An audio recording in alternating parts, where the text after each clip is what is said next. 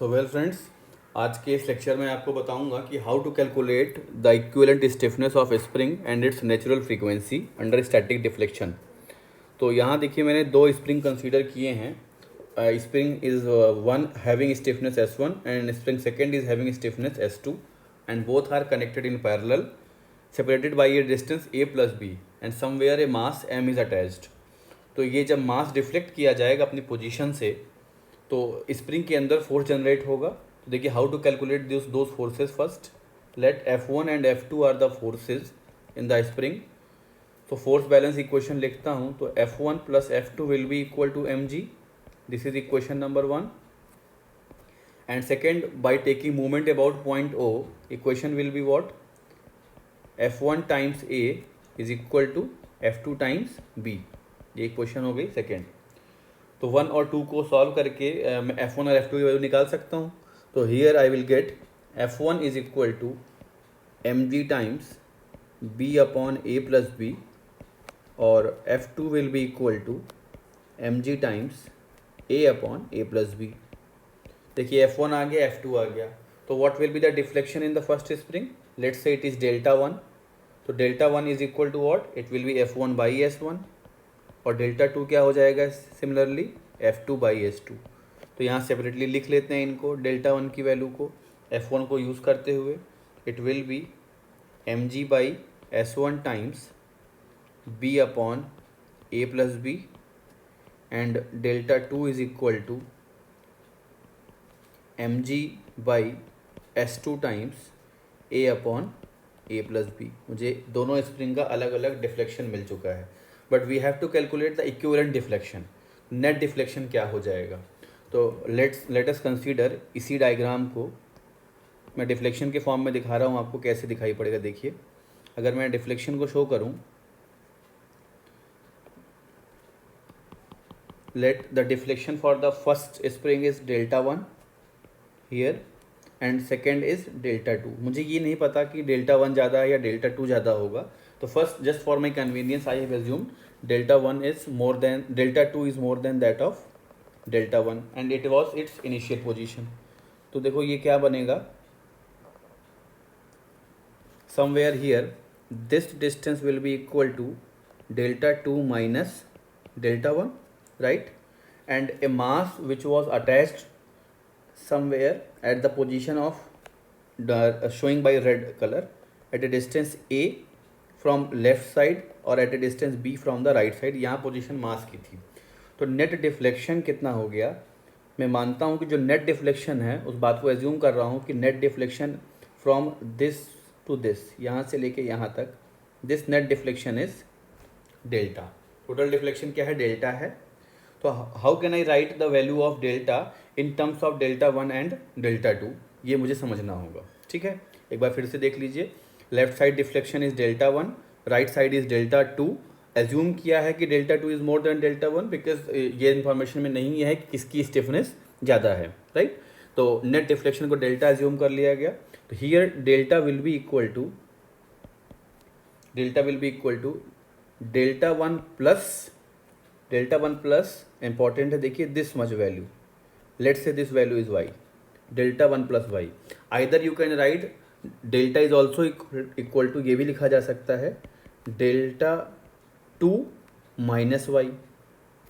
Delta 2 अगर आप उसके टर्म में लिखना चाहें तो delta 2 total distance minus this one, not Y sorry, minus this distance, let's say X है। तो डेल्टा 2 माइनस एक्स लिखना पड़ेगा और we have to find out the value of either X और Y. So here I am interested to use the first case, मैं इससे use करके solve कर रहा हूँ। Second you can try by yourself. तो how to get the value of delta 1 we have calculated, how to get the value of Y? तो देखिए from using similar triangle, मैं सिमिलर ट्राइंगल लगा रहा हूँ किसके बीच में? ए बी सी, ये ए बी सी है and similarly here D and this point was O, D and O. तो अगर मैं इस ट्राइंगल को यूज़ करूँगा तो I can write delta 2 minus delta 1 upon A plus B is equal to Y by A. Here what will be Y is equal to a by a plus b into delta two minus delta one, y is equal to a by a plus b into delta 2 minus delta 1. Let's say this is the equation number 3. मुझे y की value मिल गई है. तो finally delta क्या हो जाएगा मेरे पास? Delta will be equal to delta 1 plus value of y is a by a plus B delta 2 minus delta 1. इस इक्वेशन को यूज़ करके easily you can calculate the value of net deflection. कोई formula याद करने की ज़रूरत नहीं है. डेल्टा 1 आप ऑलरेडी कैलकुलेट कर चुके हैं. यहाँ लिखा हुआ डेल्टा 1, यहाँ delta 2. Put the value of delta 1 and delta 2 and get the value of finally what will be the delta here, right. तो now I am just putting the value of delta 1 and delta 2 from these two values, let's say a and b. और delta की value calculate करता हूँ. तो delta is equal to the value of delta 1 was mg by s1 mg by s1 into b by a plus b by a plus b plus a by a plus b into it was mg by s2 into a upon a plus b minus mg by s1 into b upon a plus b. इसको simplify कर लेते हैं. And after simplification what I will get, the value of delta is mg by a plus b whole square, mg by a plus b whole square. It will be a square by s2 plus b square by s1.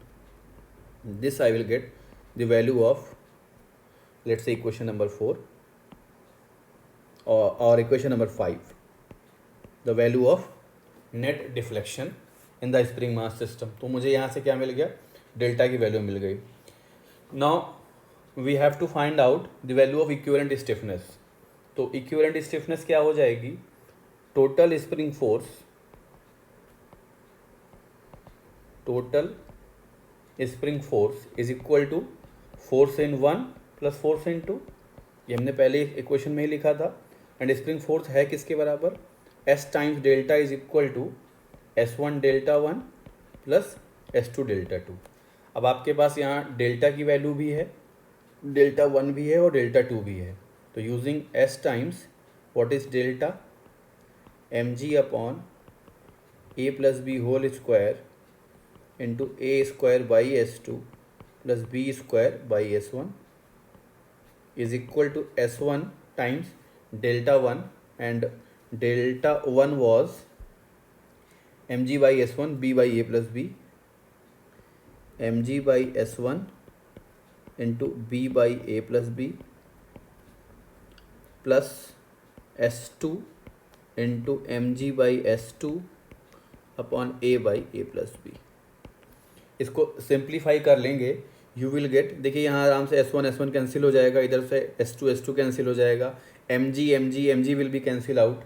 You will get here the equivalent stiffness. I am writing directly what I am getting. The S is equal to a plus b whole square divided by, it will be a square by s2 plus b square by s1. ये मुझे क्या मिल जाएगी? एक equation, equivalent stiffness calculate करने की value मिल जाएगी. यहाँ से मुझे S मिल जाएगा. Let's say this is equation number 6. Equation number 6 मिल गई. Sorry. Now we have to find out the natural frequency. तो natural frequency क्या हो जाती है? Fn is equal to 1 upon 2 pi into under root S equivalent divided by m. By putting this you can get, or F is also can be calculated by 1 upon 2 pi under root G by delta. So these are the two ways to find out the equivalent stiffness. और यहाँ पर मैंने S भी निकाल के दिखा दिया यार आपको, और डेल्टा भी कैलकुलेट कर लिया है, राइट. तो देखिए इसके ऊपर बेस्ड एक क्वेश्चन जो पूछा गया गेट में, that was asked I suppose in 2014 paper. तो मैं आपको वो क्वेश्चन सॉल्व करके बताता हूँ how to solve that question. First I am showing you that question and then we will solve that problem itself. let me introduce that question first.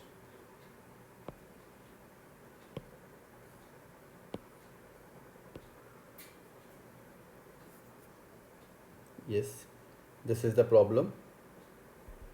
तो just let me set first. ये है question को read करेंगे एक बार. This question is what?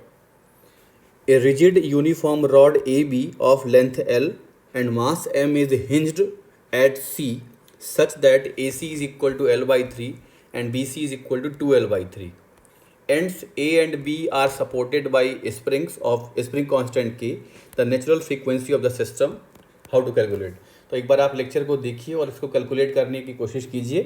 In the coming next lecture, first I will solve this problem and then I will move to the method of energy method to solve the natural frequency or for the calculation of equivalent stiffness. Right? Thank you.